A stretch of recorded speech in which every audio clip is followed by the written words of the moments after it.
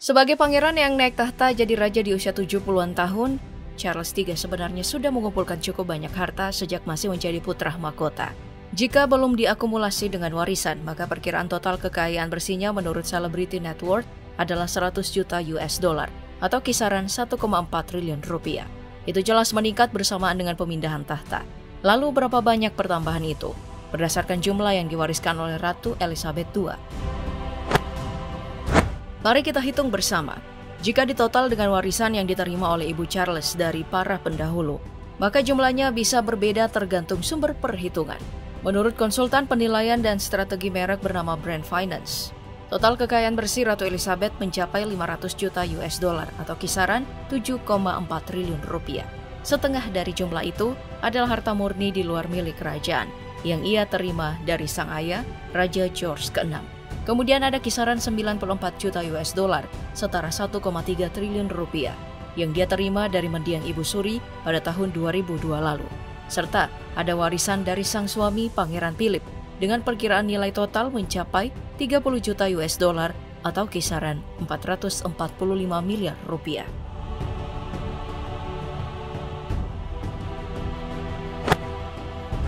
Namun menurut Bloomberg Billionaire Index, total kekayaan bersih Ratu sebenarnya hanya 425 juta US dollar atau kisaran 6,3 triliun rupiah.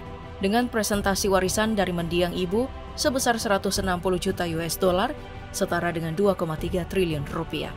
Dan di luar itu, masih ada kepemilikan aset finansial di saham blue chip Inggris, serta alokasi portofolio berupa obligasi dan pasar uang, dengan total pengembalian 5% per tahun selama 25 tahun terakhir, yang jumlahnya saat ini mencapai 75 juta US dollar atau kisaran 1,1 triliun rupiah.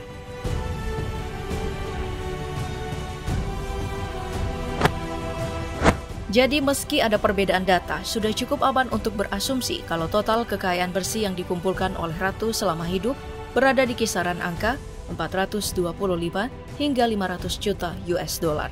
Itu sudah diakumulasi dengan harta warisan dari kedua orang tua serta suami. Juga digabung dengan total pendapatan dari investasi berbagai produk keuangan selama puluhan tahun. Dan yang paling umum diketahui publik, Ratu Elizabeth juga mendulang cuan dari beragam sumber lain.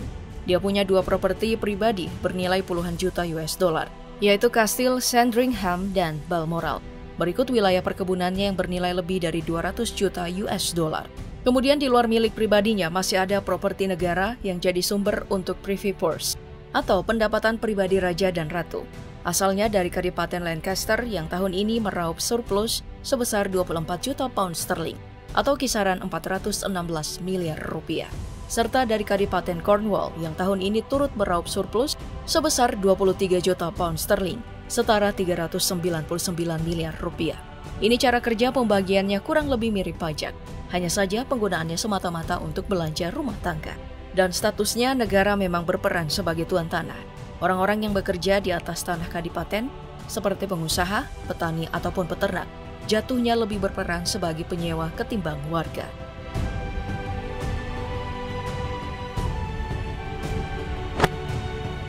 Cara kerjanya baru sedikit berbeda jika sumber pendapatan yang dibicarakan adalah sovereign grant. Ini statusnya adalah tanah hibah yang memang berasal dari uang pajak dan dialokasikan untuk membiayai tugas resmi kerajaan. Makanya ada lembaga bernama Civil List and the Property Services, Communication and Information, and Royal Travel Grants in Aid yang ditugaskan sebagai penyalur dana. Serta ada lembaga yang bernama HM Treasury yang bertugas menyediakan dan memantau penggunaan dana. Termasuk diantaranya pemeliharaan istana kerajaan yang dihuni oleh ratu, seperti Istana Buckingham, St. James, Clarence House, Marlborough House Mews, area perumahan dan perkantoran Istana Kensington, Kastil Windsor, dan bangunan di Home and Great Parks di Windsor, serta Hampton Court Mews and Paddocks. Sovereign grant tentu bukan satu-satunya sumber pendapatan yang setara dengan pajak. Masih ada perusahaan properti milik kerajaan dengan status mirip BUMN, namanya Crown Estate. Unit usaha dari bisnis yang satu ini cukup luas, meliputi tanah hutan dan areal kosong lain, kemudian perumahan, manajemen wilayah perairan, layanan real estate, kantor, hingga pusat perbelanjaan, dan aset bangunan milik kerajaan yang berada di bawah pengawasannya. Dari keuntungan tahunan Crown Estate inilah, yang mencapai 475 juta US dollar atau lebih dari 7 triliun rupiah. Keluarga kerajaan termasuk Ratu menerima komisi sebesar 25% atau kisaran 120 juta US dollar setara dengan 1,7 triliun rupiah.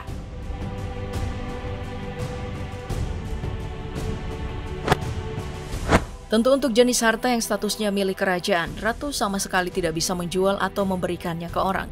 Ini termasuk tanah kadipaten dan properti yang berada di bawah pengawasan Crown Estate.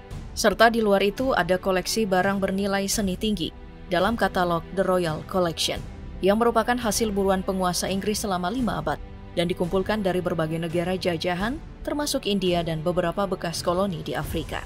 Jika ada barang berharga yang bisa dengan bebas dipergunakan oleh sang ratu selama hidup, itu hanya koleksi perhiasan dan 25 kuda pacu unggul bernilai 94 juta US dollar, warisan mendiang ibunya. Serta koleksi perangko milik sang ayah, George ke-6, yang nilai jualnya ditaksir mencapai 75 juta US dollar atau setara dengan 1,1 triliun rupiah. Selebihnya masih ada kawanan merpati balap dan hadiah seumur hidup dari pengagum dan pengunjung, yang diperkirakan bisa terus menambah kekayaan sang ratu seiring waktu. Sekarang, semua harta itu sudah resmi jadi milik pewarisnya, Raja Charles III.